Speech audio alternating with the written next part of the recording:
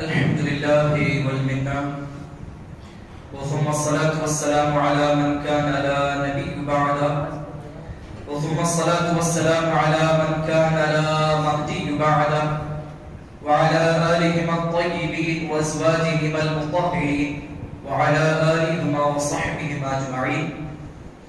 أما بعد، فقد قال الله تبارك وتعالى في كلام القديم والفرقان العظيم: فأعوذ بالله السميع العليم من الشيطان الرجيم. بسم الله الرحمن الرحيم. سبحان الذي أسرى بعبده ليلا من المسجد الحرام إلى المسجد الأقصى الذي باركنا حوله لنريه من آياتنا إنه هو السميع البصير. أو كما قال النبي صلى الله عليه وسلم على أنه قال: رأيت من ربي بعين ربي. أو كما قال المهدي الموعود العظيم: تو من شدم من تو شدی، تو جان شدم من تن شدم، طاقس رکھو ید بعد عظیمن دیگر تجی گئی. ہم بلہارا سجنا سجن ہم بلہارا، ہم سر سہرائے سجنا سجن ہم بلہارا. صدق اللہ مولانا العظیم وبلغنا رسول النبی الأمی الکریم وصدقت المہدی الموعود العظیم. قابل احترام و تعظیم مسلعان یوم شب المعراج، حاضرین سامعین، السلام علیکم ورحمۃ اللہ وبرکاتہ. وعلیکم السلام ورحمۃ اللہ وبرکاتہ. تمام تعریفیں، تمام توصیف، حمد و ثنا اللہ رب العزت ہی کے لیے سزاوار ہے کہ اس نے ہم اور آپ کو آج ایک اور رات میں عبادت کرنے کا موقع عطا فرمایا. سب سے پہلے آپ تمام کو دلی مبارکباد پیش کرتا ہوں چلوں کہ آپ تمام کو اور ہم کو ایک ایسی رات عطا کی گئی کہ جس رات میں نبی معظم صلی اللہ علیہ وسلم فرماتے ہیں: من قام اللیل، کہ جس کے دن کوئی بندہ اگر روزے دار ہو. آقا علیہ الصلوۃ والسلام فرماتے ہیں: من قام، اس رات میں جو عبادت کرے، وہ صام النہار، اور دن کا جو روزے دار ہو، رات کا جو عبادت گزار. نبی صلی اللہ علیہ وسلم فرماتے ہیں: اللہ یوفیہ اجورہ. نبی معظم فرماتے ہیں کہ قیامت کے دن وہ شخص کہ جو 3 راتوں میں، نبی فرماتے ہیں قیامت کے دن جو شخص 3 راتوں میں دن کا روزے دار اور رات کا عبادت گزار ہو. پہلی رات معراج والی، دوسری رات برات والی، تیسری رات قدر والی. نبی فرماتے ہیں جو ان تینوں ایام میں صبح میں روزے کی حالت میں، رات میں قیام کی حالت میں ہو، وہ اپنے گناہ صغیرہ کو جھٹکتا ہوا قیامت کے دن اٹھایا جائے گا. عزیزان گرامی قدر، یہ کوئی چھوٹی بات نہیں ہے. اپنے اعمال کو جھٹکتے ہوئے یوم قیامت اٹھائے جانے سے بڑی نعمت کون سی بھی نہیں ہے.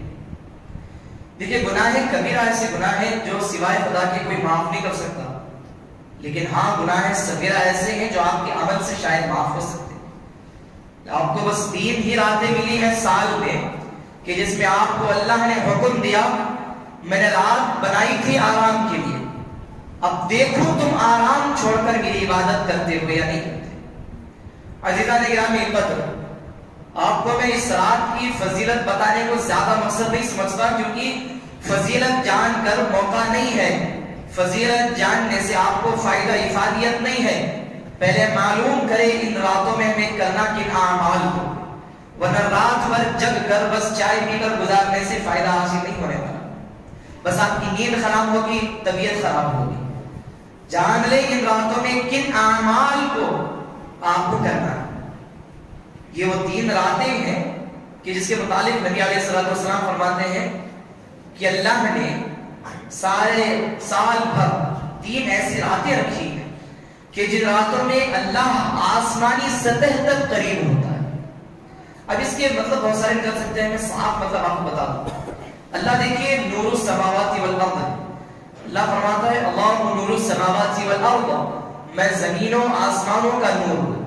ایسا نہیں ہے کہ خدا عرش ہی پر ہے، خدا زمینوں پر بھی جس طرح ہے اسی طرح آسمانوں پر ہے. خدا کی کوئی مقرر جگہ نہیں ہے کہ وہ عرش پر ہے. میں گزشتہ جمعہ میں بھی آپ کو یہ بتایا تھا، عرش کوئی کرسی نہیں ہے. حدیثوں میں ہے امام حضرت جابر فرماتے ہیں یا رسول اللہ خدا کا عرش کرسی کس طرح ہے؟ رسول اللہ فرماتے ہیں جابر سب سے پہلی بات ذہن سے نکال عرش کوئی کرسی نہیں ہے جس پر خدا بیٹھے. خدا کو جسم نہیں ہے بیٹھنے کے لیے. عرش ایک مقام کا نام ہے جہاں زیادہ نور خداوندی موجود ہوتی ہے. وہ عرش تو عرش الہ نام ہے, وہ عرش مولا کے نام سے جانی جاتی ہے. عرش کوئی کرسی نہیں ہے. ہاں ہم آپ زبان میں عرش کرسی کے نام استعمال کرتے ہیں. کرسی عربی میں بہت ساری چیزیں کہتے ہیں. کرسی کا معنی ایک خاص جگہ کو بھی کہا جاتا ہے. جس خاص جگہ پر خدا کا نور زیادہ ہو اس جگہ کو بھی کرسی کہا جاتا ہے. تو عرش کرسی ایسا نہیں ہے کہ چار پائی ہے کوئی بیٹھے تو چرچر آواز آئے. وہ خدا کا عرش ہے, بیٹھنے والی کوئی چیز نہیں ہے. تو بہرحال اللہ زمینوں آسمانوں کا نور ہے. جس طرح زمینوں میں ہے اسی طرح آسمانوں میں بھی ہے. ایسا نہیں ہے کہ کسی گلی گلیاروں میں خدا کا نور موجود نہیں ہے. نبی صلی اللہ علیہ وسلم بیان فرماتے ہیں کہ حضرت ابوبکر صدیق فرماتے ہیں یا رسول اللہ صلی اللہ علیہ وسلم ہم اگر خدا کو دیکھنا چاہیں تو کس طرح دیکھیں؟ تھوڑی سی گفتگو کرنے کا مقصد ہے تاکہ آپ کو نیند اور سستگی نہ محسوس ہو جائے. حضرت ابوبکر صدیق فرماتے ہیں یا رسول اللہ میں میرے مولا کو دیکھنا چاہتا ہوں, کچھ ترتیب بیان فرمائے. نبی صلی اللہ علیہ وسلم فرماتے ہیں سب سے پہلے اپنے دل پر توجہ ڈالو کیونکہ تمہارا دل خدا کا عرش ہے. القلب المؤمن عرش اللہ تعالی. جو بندہ مومن ہے اس کا دل خدا کا عرش ہے. ہر جگہ خدا موجود ہے, ہر شے میں خدا موجود ہے. ایسے نہیں خدا صرف آسمانوں میں ہے, وہ زمینوں میں جیسے ہے اسی طرح آسمانوں میں بھی ہے. اب جو بات میں نے بتائی تھی کہ اللہ آسمانی دنیا پر قریب ہوتا ہے, اس کا مطلب یہ ہے کہ اللہ کی جس کا زیادہ نور عرش پر ہے وہ زائد نور آسمانی سطح تک آتا ہے. اللہ کے نور کی بہت ساری قسمیں ہیں. ایک قسم زمین میں ہے, ایک قسم انسانوں میں ہے, ایک قسم جانوروں میں ہے, ایک قسم ہواؤں میں, ایک قسم شجر حجر روح و بشر میں, ایک قسم عرش پر ہے.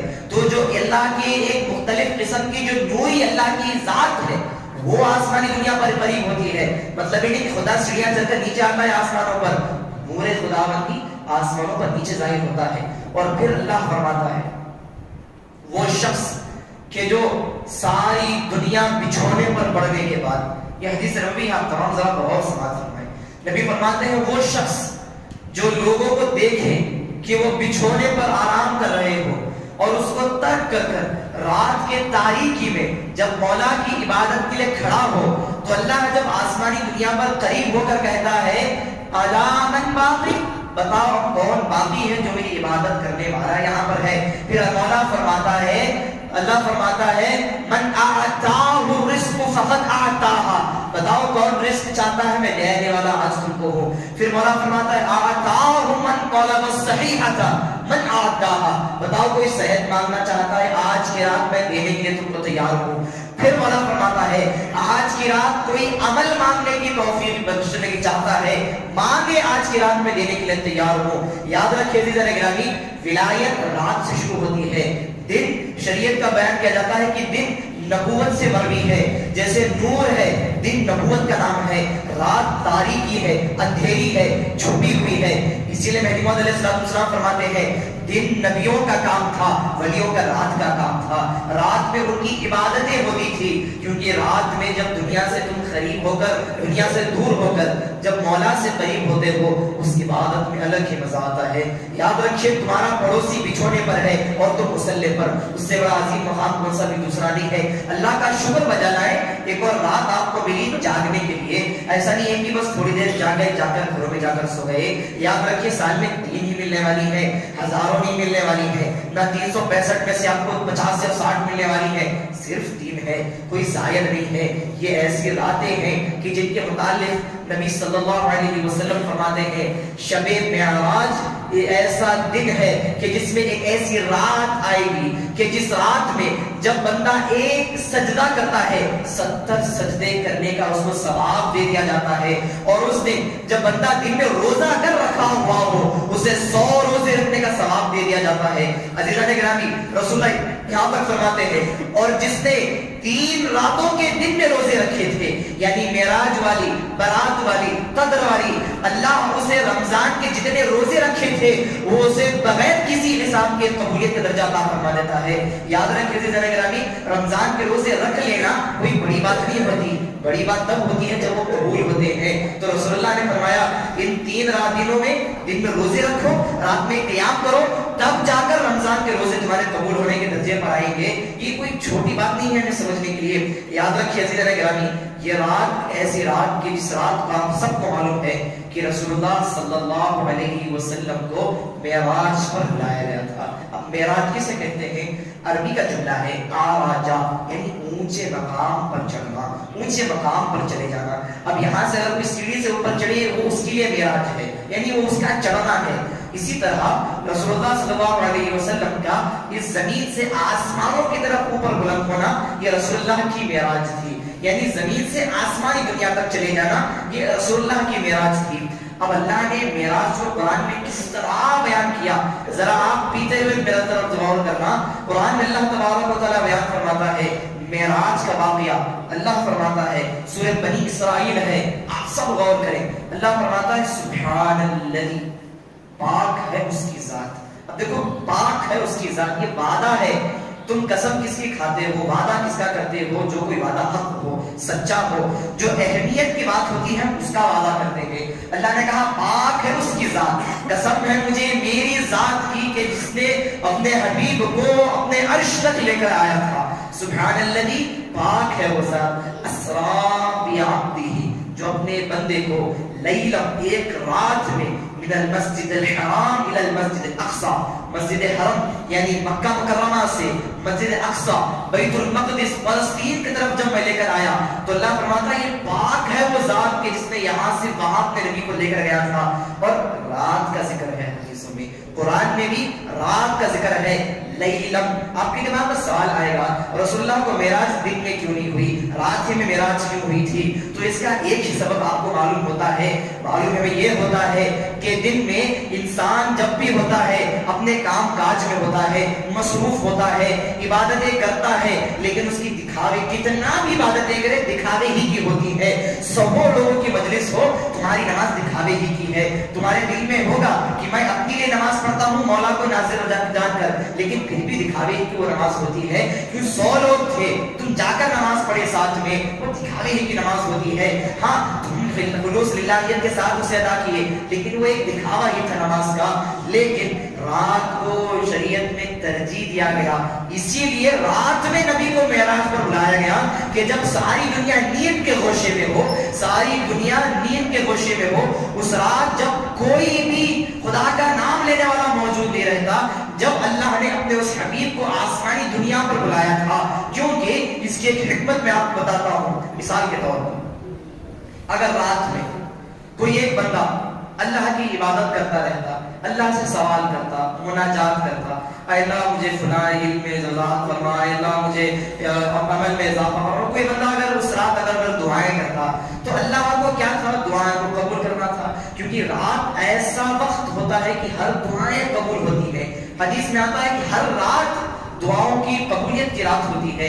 تم رات میں اٹھ کر تو دیکھو۔ تو بہرحال رسول اللہ صلی اللہ علیہ وسلم کو رات معراج کیوں ہوئی؟ اگر کوئی رات میں سوال کرتا تو اللہ کو جواب بے شک دینا پڑتا، لیکن رات میں کوئی سوال تو کرتا ہی نہیں ہے، سب بچھونے پر، سب آرام دہ بستروں پر۔ اب اس وقت اللہ دعاؤں کی قبولیت کی طرف توجہ دیتا یا اپنے نبی کے استقبال میں موقوف ہوتا؟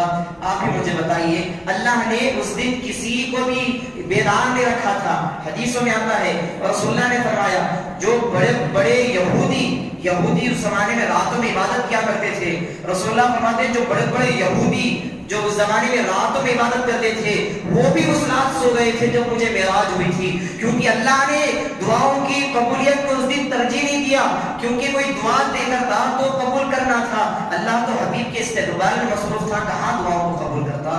یاد رکھیے اللہ اس طرف مبعوث تھا کیونکہ حبیب آنے والے تھے جس کا انتظار خدا ہی کو خود تھا۔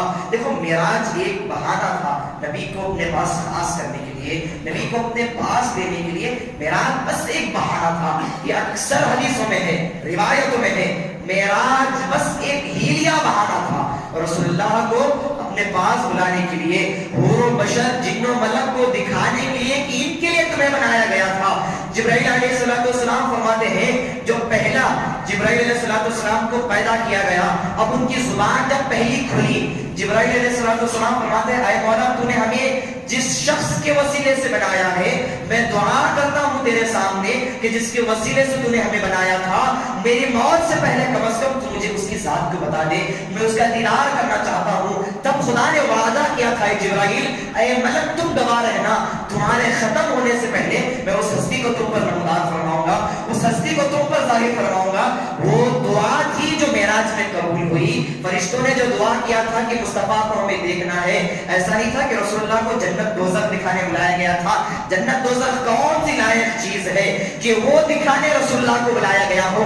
وہ رسول اللہ جو ایک وقت پر اپنے صحابہ کے ساتھ بیٹھے ہوئے تھے، ایک رسول اللہ اپنے ہاتھوں کے ایسے رکھے ہوئے تھے، ہاتھ کو اوپر لے گئے، ایسے روک دیا، پھر ہاتھ کو چھوڑ دیا۔ حضرت عمر پوچھتے یا رسول اللہ اس میں حکمت کیا تھی؟ اچانک ہاتھ اوپر لے گئے پھر چھوڑ دیے، اس میں کیا حکمت ہے؟ فرمایا ایسے ہی بیٹھا ہوا تھا، جنت میں ایک پھل پکا ہوا نظر آیا، چاہا کہ توڑ لاؤں، لیکن سوچا اگر توڑ دوں تو تمہارا عقیدہ اس پر ہو جائے گا، تمہارا عمل سے ہٹ کر اس پھل پر عقیدہ ہو جائے گا کہ جس کا ہاتھ اگر اٹھے تو جنت کی طرف جائے، کیا اس کو جنت دکھانے کے لیے بلایا جایا ہوگا؟ وہ جنت تو دیکھنے نہیں گئے تھے، جنت طلبگار تھے میرے مصطفیٰ کو دیکھنے۔ عزیزان گرامی قدر، وہ جنت کے جس کا گل بہار، جس کی خوشبو اتنا معطر سے مطہر تھا، وہ چاہتا تھا کہ میری خوشبو سے خوشبودار چیز میرے پاس آئے۔ روایتوں میں آتا ہے کہ جب رسول اللہ کو دوزخ کا سیر کرایا گیا نا، جو پیسیج تھا، اطراف دوزخ تھی، جبرائیل جلدی جلدی رسول اللہ کے ہاتھ پکڑ کر آگے بڑھ رہے تھے، کہا یا رسول اللہ جلدی جلدی چلیے، دوزخ ٹھنڈی پڑ رہی ہے آپ کے نور سے یا رسول اللہ، اگر آپ اور ٹھیک جاتے جنت بن جاتی، دوزخ ہو جاتی، یہ جتنی بھی دوزخ ہے آپ کی نور سے جنت بن جاتی یا رسول اللہ، جلدی چلے ورنہ یہ ساری جنت بن جائے گی۔ عزیزان گرامی قدر، جس مصطفیٰ کو دیکھنے جنت اور دوزخ بھی طلبگار تھے، ہم اس کی امت ہیں، پھر بھی عمل نہ کر کر اس کی کتنی نافرمانی کرتے ہیں۔ یہ وہ مصطفیٰ ہے کہ حج کی بات جب آئی، جتنے حجاج ہیں جن کو اللہ نے حج و عمرہ کا شرف عطا کیا، آپ ان سے پوچھے پہلے مدینہ جاتے ہیں کیا مکہ جاتے ہیں؟ وہ کہیں گے پہلے مکہ جایا جاتا ہے، پہلے کعبۃ اللہ کی طرف جایا جاتا ہے، پھر مدینہ منورہ جایا جاتا ہے۔ اب تھوڑا یہ دو باتیں بڑی اہم ہے، ذرا تمام اسے بغور سماعت کریں کیونکہ میری مکمل گفتگو کا مقصد اس میں ہے۔ جو بھی حج کرنے یا عمرہ کرنے کے لیے ارادہ کرتا ہے، پہلے مدینہ منورہ نہیں جاتا، پہلے مکہ مکرمہ جاتا ہے، پہلے کعبۃ اللہ کو دیکھتا ہے، پھر مدینہ منورہ نبی کی زیارت کو جاتا ہے۔ اس سے معلوم ہمیں یہ ہوتا ہے پہلے کعبے کے پاس جاؤ، خلاف کعبہ کو پکڑو، رو، مناجات کرو، دعاؤں کی مغفرت کرو۔ جب تم پاک ہوگے کعبۃ اللہ کے صحن میں، جب لائق ہوگے مصطفیٰ کے دربار میں جانے کے لیے، پہلے کعبے کے صحن میں جا کر گر گڑاؤ، مولا مجھے مصطفیٰ کا دیدار فرما، کعبے کی غلاف کو پکڑ کر رو، اے اللہ میرے گناہوں کو معاف فرما، میرے گناہوں کو تو صاف فرما۔ جب تمہارے کعبے کے وسیلے سے گناہ جھڑیں گے، جب تم مدینہ جانے کے لائق ہوگے، تو اللہ نے پہلے کعبے کی زیارت کیوں رکھی؟ کہا مدینہ جانے کے کوئی لائق نہیں ہوتا، پہلے کعبے کے پاس جاؤ، خدا کے گھر کو جاؤ، گھر جا کر پاک ہو کر مصطفیٰ کے گھر پر آؤ۔ یاد رکھو عزیزان گرامی، مدینہ منورہ پہلے ہی نہیں جاتے تم، کیوں؟ کوئی لائق نہیں ہے مدینہ منورہ جانے کے لیے، جس میں مجال ہے وہ کہے کہ مصطفیٰ کے در پر میں گیا تھا، اسی لیے پہلے کعبۃ اللہ ہی کو رکھا گیا۔ جاؤ کعبۃ اللہ، پانی زمزم پر پیو، جسم کو پاک کرو، اس کالے غلاف کو دیکھو، آنکھوں کو صاف کرو، وہاں کی غذاؤں کو کھاؤ، جسم کو پاک کرو، پھر مجھے مصطفیٰ کے قدموں کو چومنے کے لیے تم آنا، پھر مدینہ منورہ کا تم رخ کرنا۔ یہ بڑی ولایت کا نقطہ ہے، جنہیں سمجھ کے آ گیا تمہارے لیے خوشخبری ہے۔ یاد رکھو جس مصطفیٰ کی زیارت کے لیے اللہ نے کعبۃ اللہ کو پہلے حکم دیا، لوگوں پہلے کعبے کو جا کر پاک ہو پھر مصطفیٰ کے پاس تم آنا، اس مصطفیٰ کی امت میں آج ہم ہیں، سنتے رہتے ہیں بار بار۔ یہ رجب کے مہینے کی 26ویں اس 27ویں کی شب میں دن میں روزہ ضروری تھا، سنت تھا، پھر بھی ہم گریز کرتے ہیں کیوں؟ طبیعت اچھی نہیں ہے، بیماری ہے، فلاں ہے، رات میں قیام کرنا تھا، جگنے کی کوئی تیاری نہیں کرتا۔ عزیزان گرامی قدر، موت ایک ایسی اٹل حقیقت ہے جو کسی کو پوچھ کر نہیں آتی۔ یاد رکھو دو چیزیں، رزق اور موت تمہارے گریبان کو پکڑ کر تمہارے پیچھے پیچھے چل کر آتی ہے، معلوم نہیں کب رزق گھسیٹے گی، کب موت گھسیٹنے والی ہوگی۔ ایسا تمہیں نہیں معلوم کہ رات جو جگہ ہو فجر میں تم اٹھنے والے ہوگے۔ اسی لیے موقع ملا ہے آج کی رات کو وسیلہ سمجھ کر بارگاہ خداوندی میں دعا مناجات طلب کرو. یہ ایسی عظیم رات ہے عزیزان گرامی قدر. زیادہ اگر میں کہہ دوں تو آپ بیزار نہ ہو جانا, معافی میں چاہتا ہوں, لیکن اللہ نے ایک ایسی عظیم رات ہمیں عطا فرمائی ہے لوگوں کہ جس کے متعلق ایک دن حضرت انس رضی اللہ تعالیٰ فرماتے ہیں یا رسول اللہ, جس دن آپ کو معراج ہوئی تھی اس دن رات بھر آپ یا رسول اللہ قیام کرتے تھے. فجر کو جب آپ سحری کے وقت یا فجر کے جب آپ مسجد سے باہر آتے تھے آپ کے پیر میں پھپھولے آ جاتے تھے. یا رسول اللہ, پہلی بار معراج میں آپ کو نماز دی گئی تھی, آپ ہی تھے جس کے وسیلے سے نماز عطا کی گئی تھی یا رسول اللہ, پر آپ ہی پر معراج ہوئی تھی تو اس دن آپ بھی روزہ رکھتے ہو, آپ بھی رات میں عبادتیں کرتے ہو یا رسول اللہ. اگر یہ ہم پر فرض تھا تو ہم کر رہے ہیں یا رسول اللہ, آپ کیوں کرتے رہتے ہیں ان عبادتوں کو؟ دن میں روزے دار آپ کیوں رہتے ہو, رات میں عبادت گزار آپ کیوں ہوتے ہو؟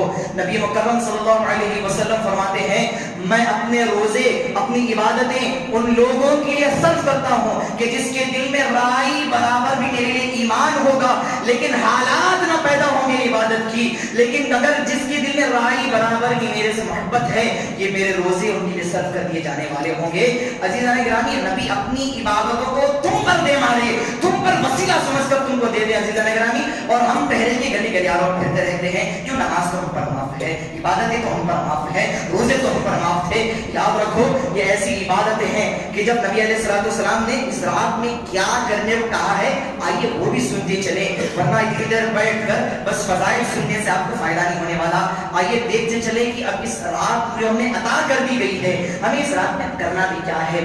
تو رسول اللہ صلی اللہ علیہ وسلم فرماتے ہیں من اراد قیام اللیل, جو ارادہ کرے معراج کی رات کی عبادت کا, وہ عبادت اللیلۃ البرات, اور برات والی رات کا, وہ عبادت الیوم القدر, اور قدر والے دن کی بھی جو ارادہ کرے تو وہ رات کے 3 حصے کر دے. غور توجہ کے, کیونکہ آپ کو یہ کام آنے والا ہے آج جو کہ آپ جگے ہوئے ہیں تو فائدہ لے لیں کہ آپ کو رات میں کرنا کے اعمال کو ہے. تو رسول اللہ فرماتے ہیں جو ارادہ کرے رات میں جگنے کا وہ رات کے 3 حصے کر لے. پہلا حصہ عشاء کی نماز سے رات کے پہلے پہر تک یعنی 12 بجے تک پہلے پہر تک اپنی قضا نمازوں کو ادا کرے, ان نمازوں کو ادا کرے جو بھولی بچھڑی اس کی جو قضائیں جو گناہیں ہو گئی تھی یا جو بھول چک میں اس سے نمازیں چھوٹ گئی تھی, وہ نمازوں کو ہمیں ادا کرنا ہے پہلے پہر میں. رات کے 3 پہر کا ہے. پہلا پہر عشاء کی نماز سے 12 بجے تک کا ہے, 12 ساڑھے 12 تک پہلا پہر کہ جس میں قضا نمازوں کو ادا کرنا ہے, جو بھولی بسری پرانی نمازیں تھی کیونکہ ان کو ادا کرنا ہے. نئی نمازیں تب پڑھو گے نا جب پرانی نمازیں آپ کی معاف ہونے والی ہوں گی. جیب میں پیسہ رکھ کر چل رہے ہو معافی نمازوں کا, قرض کا, کیا ہوگا اگر قیامت کے دن کو نمازیں تو پر دے ماری جائے, عذابات کا پڑھنا بھاری ہو جائے تو ہم کچھ نہیں کرنے والے ہوں گے. یاد رکھیے. تو رسول اللہ فرماتے رات کے اس پہلے پہر میں اپنی قضا نمازوں کو انجام دینا, یعنی جو بھولی چوکی تمہاری نمازیں تھی. اب اس کا طریقہ کیسا ہے؟ آپ نے وتر کی نماز ٹھہرا لی تھی, نماز وتر جو 3 رکعت کی تھی واجب آپ نے ٹھہرا لی ہے. اب اس کا طریقہ میں آپ کو بتاتا ہوں کہ کس طرح قضا نمازوں کو ادا کرنا ہے. اچھا, آج کی رات میں 1-2 رکعت کی نماز ایک ایسی ہے جسے رسول اللہ نے آج کے دن کے لیے خاص رکھا ہے. جس طرح شب قدر کے دن آپ 2 رکعت نماز ادا کرتے ہیں, اسی طرح آپ کو سن کر نئی بات معلوم ہوگی کہ آج کی رات 2 رکعت نماز شکرانے کی نیت سے پڑھنا, تشکر اللہ, اللہ کا شکر کرتے ہوئے کہ یہ رات ہمیں ملی تھی. 2 رکعت پڑھنا آج کی رات سنت ہے. حدیثوں میں ہے 6 رکعت پڑھتے تھے, 7 رکعت پڑھتے تھے, اور 12 رکعت کا بھی حدیثوں میں ذکر ہے, لیکن اکثر یہ 2 رکعت کا حدیثوں میں ذکر ہے. تو رسول اللہ فرماتے ہیں سب سے پہلے نماز عشاء کے بعد 2 رکعت نماز تشکر ادا کرو کہ اس رات میں تمہیں اٹھنے کا موقع ملا, اس رات میں تمہیں جگنے کا موقع ملا. تو یہ معراج کی رات کی پہلا عشرہ میں آپ کو سنا رہا ہوں. آپ نے عشاء کی نماز ادا کر لی, سنت نماز ادا کر لی, وتر کو ٹھہرا لی تھی. 2 رکعت ابھی خطاب ہے, اس کے بعد میں آپ پڑھ سکتے ہیں.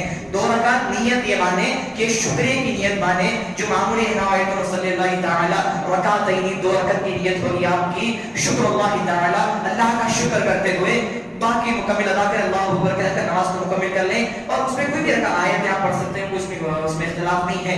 2 رکعت ہے, 2 رکعت وقت کی نماز ادا کرنا ہے جو شکریہ کی نیت سے ہے، کیونکہ اتنی عظیم رات میں جگنے کا موقع ملا، اس کا شکریہ ادا کرنا بھی ضروری ہوتا ہے۔ تو 2 رکعت تشکر کی نماز ادا کر لے۔ اب یہ نماز تشکر کے بعد اپنی قضا نمازوں کو انجام دے۔ اب اس کا طریقہ کیسا ہے؟ پہلے فجر کی نماز ادا کرے، 2 رکعت فجر کی، 4 رکعت ظہر کی، پھر عصر، پھر مغرب، پھر عشاء، پھر وتر کی بھی ادا کرے، کیونکہ وتر کی بھی قضا ہوتی ہے۔ وتر نمازوں کی کنجی ہے، اگر کنجی ہی کی قضا نہ کرے تو نمازیں تو کھلی بھاگ جائیں گی آپ کی۔ یاد رکھیے کنجی بھی کرے، نمازیں پڑھ لے، اس کی کنجی بھی اس دن کی ادا کرے۔ اس طرح فجر سے وتر، فجر سے وتر، فجر سے وتر، 1 دن، 2 دن، 3 دن، 4 دن، جتنی آپ کی طبیعت اور حیثیت ہے، جتنی صحت آپ کی ہے، یا جتنا وقت آپ کو مل سکتا ہے، نمازیں ادا کرتے رہیں۔ پہلے دن کی گزرے گی، دوسرے دن کی گزرے گی۔ کوئی کہے گا کہ 2 دن کی پڑھ لیے کیا فائدہ ہوا؟ ارے بھی کم از کم 2 دن کی نماز نہ پڑھنے تو 2 گھوڑے عذابت میں کم ہو، 2 گناہ کم ہو، اس سے تو بہتر ہے نا بھی یہ قیامت کے دن 2 عذاب کم ہو، 2 دن کی نمازیں معاف ہو جائے، اس سے بہتر تو ہے 2 دن پڑھ لیں۔ دن میں زندگی میں اور نمازیں ملتی رہیں گی، اور وقت ملتا رہے گا، اور راتیں آئیں گی، کم از کم 2 ادا کرتے رہیں آپ 2 دن کی نمازیں۔ دیکھیے ابھی مثال 10 بجے ہے، 12 بجے تک آپ کو زیادہ وقت ملنے والا ہوگا، تو زیادہ وقت نہیں لگتا آپ کو، فجر سے وتر تک گزار دے، زائد سے زیادہ آپ کو 25 یا آدھا گھنٹہ لگنے والا ہوگا۔ 12 ساڑھے 12 تک اگر آپ پڑھیں گے، 4 دن کی نمازیں آپ کی اس میں ہو جائیں گی، تو سوچئے 4 دن کی جو آپ پر عذاب ہونے والا تھا نمازوں کی چھوٹ کا، اب اس کا آپ کو ثواب ملنے والا ہے، اور وہ معافی طلب کی آپ کی ہونے والی ہے، وہ سوچ کر نمازوں کو ادا کرنا۔ پھر اس کے بعد نماز دوسرا حصہ ہے، رات کا دوسرا حصہ، کہ جس دوسرے حصے میں رسول اللہ فرماتے ہیں فَقْرَؤُوا الْقُرْآنَ، تم قرآن کی تلاوت کرنا۔ یہاں تک فرمایا اگر نہ پڑھنا آتا رہے تو بس بسم اللہ کہہ کر قرآن پر سوریاں دوہرا دینا، کیونکہ اس دن، اس رات، جو اس وقت میں قرآن کی تلاوت کرتا ہے، اللہ اسے قرآن پر عمل کرنے کی توفیق عطا فرما دیتا ہے۔ یہ ثواب ہے اس بیچ کے دوسرے عشرے کا۔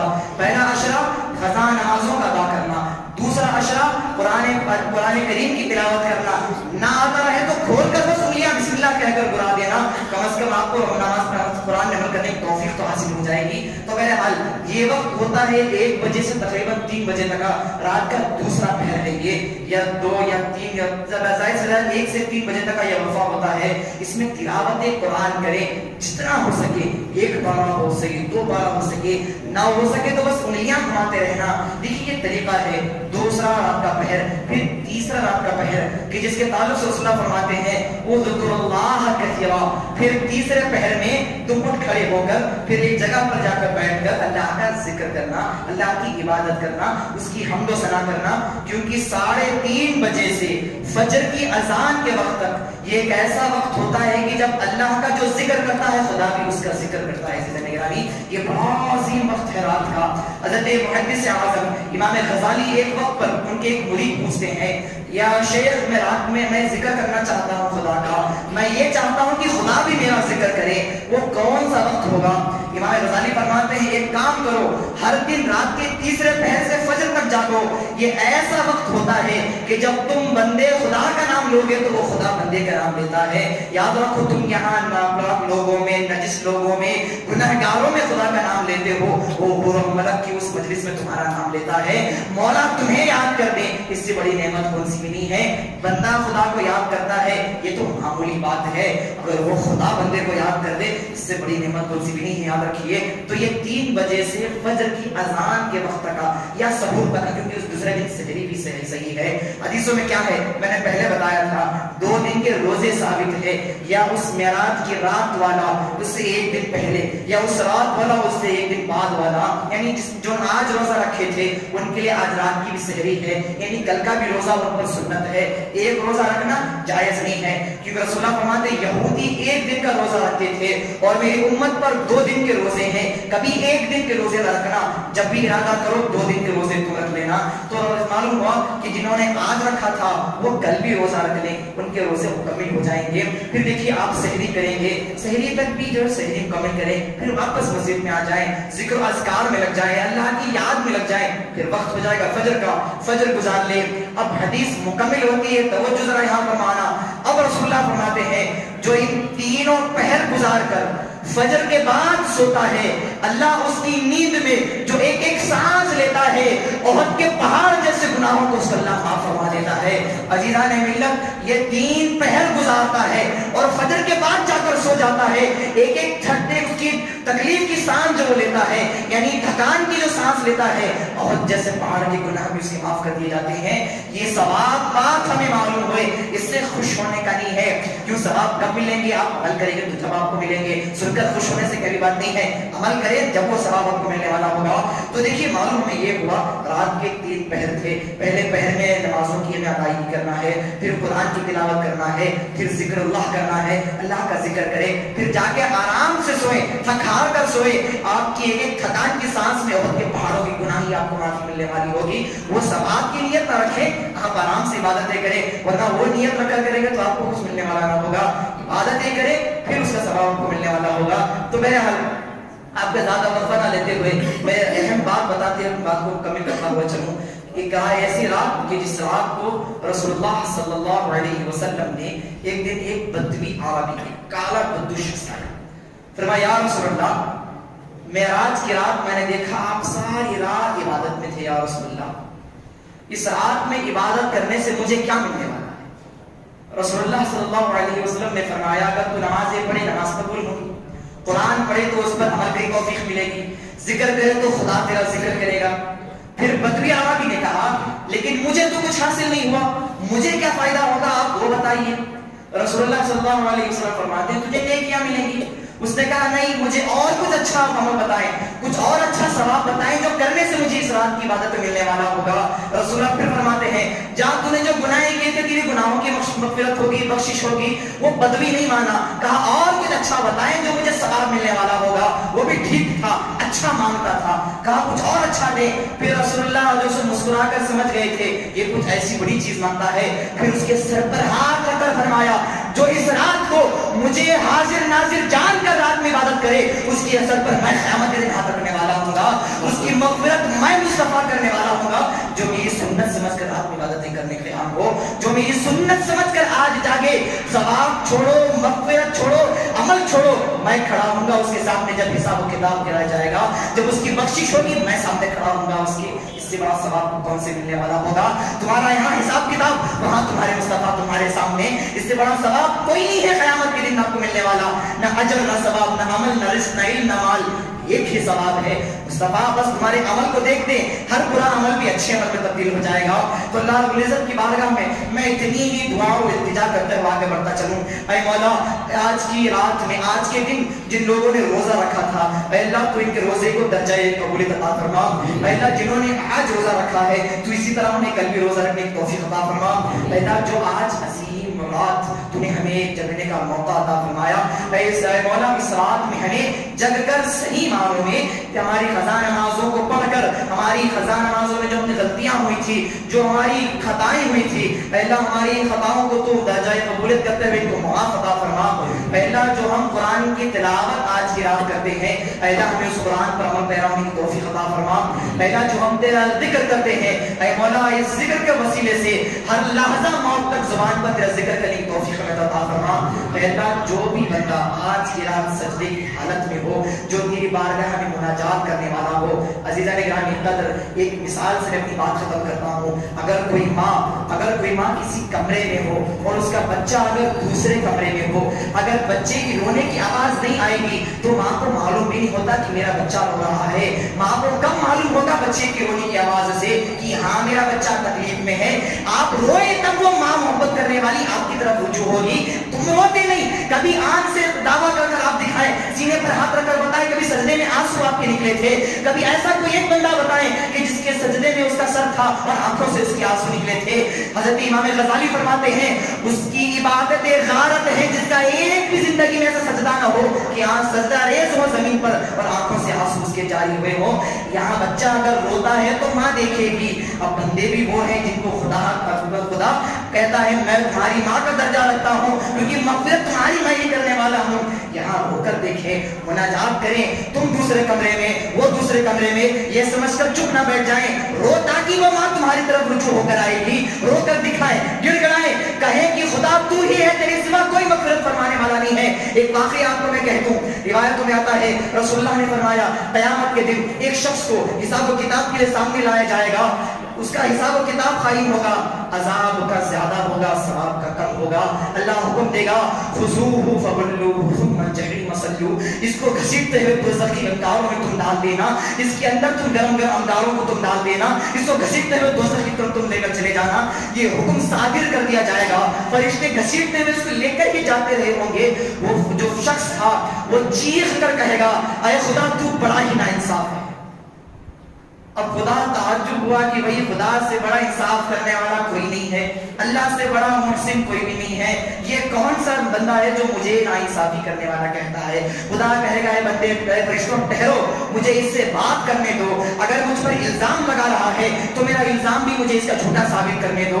وہ شخص سامنے آتا ہے, پھر پوچھتا ہے, پھر اللہ تبارک و تعالیٰ پوچھتا ہے اے بندے بتا کہاں میں نے ناانصافی کی تھی, تو نے دیکھ گناہ کیے تھے, میں نے دوزخ لکھی ہے, ثواب کم تھا, اس کو چھوڑ کر عذاب دے کر دوزخ میں بھیج رہا ہوں, کہاں میں نے ناانصافی کی ہے. اللہ کو اس کلام کو سن کر وہ بندے کے زبان سے جو نکلا وہ سن کر آپ کی آنکھوں سے بھی پانی آ جائے گا. وہ بندہ کہتا ہے ہاں خدا میرے عذاب زیادہ تھے, کیا تو رحمان نہیں ہے, کیا تو جبار نہیں ہے, کیا تو غفار نہیں ہے, احد کے پہاڑ کے گناہ میرے ہیں, کیا تو نے معاف ہونے کا وعدہ نہیں کیا تھا, کیا تو نے مغفرت کی وعدہ نہیں کیا تھا, کیا تو نے بخشش کا وعدہ نہیں کیا تھا. ہاں میں گناہ کے پہاڑ لایا تھا, کیا تو اسے ثواب کا پہاڑ بنانے کی طاقت نہیں رکھتا, کیا تو اسے معاف کرنے کی طاقت نہیں رکھتا. میں بھروسہ کر کر آیا تھا, تو اسے ثواب میں تبدیل کرے گا. یہ ناانصافی ہے, تو اگر رحمان ہے رحم کر کر دکھا, مجھے معاف کر کر دکھا. جب خدا کہے گا اے فرشتوں جاؤ اس بے دخل, جاؤ اے فرشتوں اس نادان کو جنت میں ڈال دو, مجھے اس کی بات پسند آ گئی, اس نے جو مناجات کیا ہے, جاؤ میں اس کی بخشش فرما دیتا ہوں. کوئی ایسا تو ہو جو میرے سامنے رو کر گڑ گڑا کر دکھائے, وہ اس کی بارگاہ میں جب وہ آپ کو بتا کرے گا, یہاں بیٹھ کر ہاتھ اٹھا کر اللہ یہ دے اللہ وہ دے, کہاں سے ملے گا بندے, ہاتھ اٹھا تو خدا آپ کو دے گا. سجدے میں جاؤ, خدا کی گود ہے, گود میں جا کر آنکھ سے آنسو نکلے گا نا جواب کے, قسم خدا کی ذات کی. حضرت علی فرماتے ہیں, حضرت علی کا جملہ ہے, حضرت علی فرماتے ہیں جب کوئی بندہ سجدے میں ہوتا ہے اور آنکھ سے آنسو جب اس کے نکلتے ہیں, کوئی دعا کے وہ آنکھ کا آنسو زمین پر نہیں گرتا, اللہ اس کی دعا قبول فرما دیتا ہے. ایسا سجدہ کر کر دیکھیں کہ آنکھوں سے آنسو نکلے, ورنہ ہر دن دعائیں مناجات کھاتے اٹھا کر کیا فائدہ ہے. جاؤ سجدے میں, آنکھوں سے آنسو نکال کر دیکھو. 20 سیکنڈ کے اوپر کا تم سجدہ نہیں کرتے, کم از کم ایک 5 منٹ کا سجدہ کر کر دیکھو. خدا کی گود میں جو سکون ہے وہ گود میں جا کر تم دیکھو, اس گود میں رو کر تم دکھاؤ, پھر بولو خدا رحمت تم کیا ہی برسانے والا ہوگا, پھر بے شک خدا رحمت برسانے پر قادر ہے. میں اللہ سے بھی دعا فرماتا ہوں اے مولا, ہم جتنی بھی عبادتیں آج کی رات کرنے والے ہیں, اے اللہ ہماری عبادتوں کو تو درجہ قبول عطا فرما. اے اللہ چونکہ ہم ناقص ہیں, گنہگار ہیں, زبانوں میں ہمارے تاثیر نہیں ہے, اے مولا تو ہماری خطاؤں کو, ہماری جتنی بھی پریشانیاں ہیں, ہماری جتنی بھی خطائیں ہیں, نادان سمجھ کر معافی میں عطا فرما. اے اللہ ہمیں تیری رحمانیت کی صفت دیکھنے کی توفیق عطا فرما. آمین. وآخر دعوانا الحمد للہ.